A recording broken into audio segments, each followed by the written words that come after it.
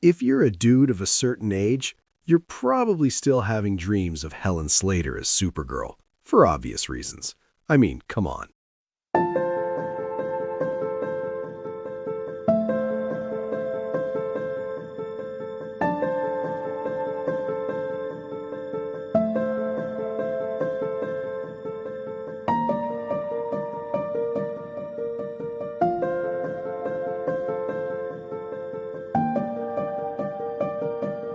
For reasons we'll get into, one of the most controversial film releases of 2026 will be the cinematic reboot of Supergirl. But first, here's a quick history of that other superhero from Krypton. Supergirl, Superman's cousin, first appeared in Action Comics number 252 in May 1959.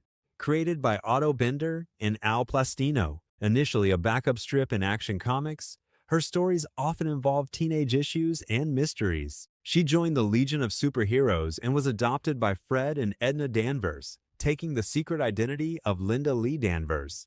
In 1969, Supergirl's adventures became the lead feature in Adventure Comics, and she later starred in her own comic book series from 1972 to 1974. After being relaunched in 1982, the character was controversially killed off in the 1985 Times Crisis on Infinite Earths Times event, a decision influenced by the poor box office performance of her 1984 film. The first live-action adaptation of Supergirl was the 1984 film, starring Helen Slater in the title role. Despite Slater's portrayal of optimism and strength, the movie was a box office failure and received negative reviews. On television, Supergirl has had several notable appearances. Laura Vandervoort played Kara Zor-El in the series Times Smallville Times from 2007 to 2011, depicting her journey from a confused teenager to a superhero.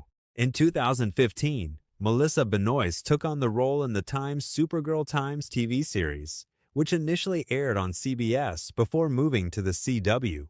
This series, which ran until 2021, explored Supergirl's struggles as both a superhero and a woman, earning her a new generation of fans. In more recent cinematic ventures, Sasha Calle portrayed Supergirl in the 2023 film Times The Flash, an upcoming Times Supergirl Times film.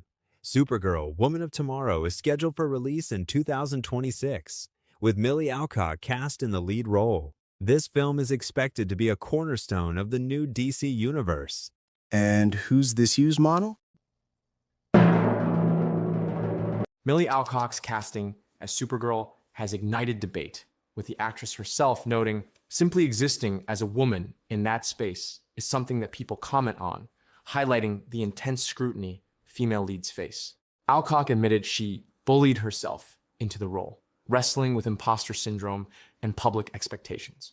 The film's bold poster and tagline sparked mixed reactions, with some fans calling it forced, while others defend the new direction. Industry voices like James Gunn promise a fresh, imperfect Supergirl, aiming to break stereotypes. As Alcock puts it, not every film is for everyone.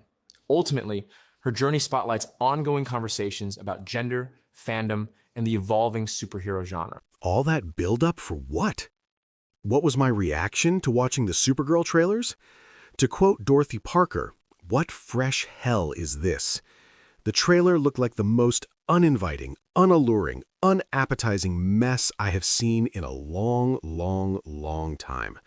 Like bad elements of The Mandalorian, Mad Max Fury Road, Star Wars, a gazillion DC and Marvel Universe movies I have never seen and probably never will, plus every other DEI and I hate straight white men though I am a straight white woman Marxist-Leninist propaganda shoved down everyone's throats for the last 30 years. It's so bad it looks like the usual AI slop dominating YouTube and every other social media platform known to humankind. I don't normally do superhero movies. I would have loved them back when I was 10, but over 50, I just can't muster any enthusiasm at all for this stuff. I was only interested in Supergirl because of Millie Alcock, who left such an indelible impression on Season 1 of House of the Dragon, the latest Australian import. She had looks, spunk, talent, a surprising comic sense.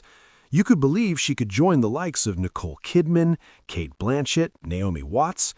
Now I'm not sure. Or maybe it's just one poor role. We'll know in June 2026. Well, some of us will. I think I'll be sitting this one out. With impunity.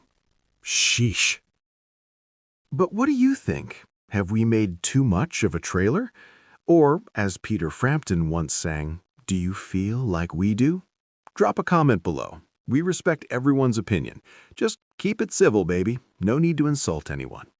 We're trying to drop videos like this every Tuesday, so if this is your cup of tea, subscribe, ring the bell to be notified of our latest videos, thank you, and so forth. May the music of your life truly be melodious.